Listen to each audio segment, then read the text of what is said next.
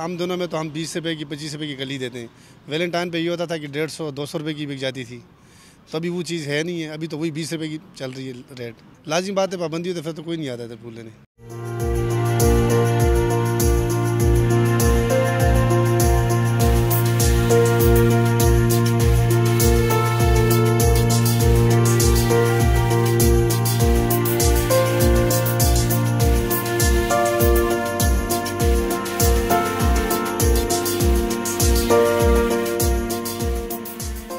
इस साल तो कुछ ज़्यादा ही महसूस हो रहा है कि पाबंदी पे लोग तवज्जो कर रहे हैं, तो हमें इस वजह से हमें बहुत लॉस हो रहा है। ज़रूरी तो नहीं कि गर्लफ्रेंड के लिए बॉयफ्रेंड के लिए कोई लड़की या लड़का को ख़रीदेगा, ज़रूरी ये नहीं है।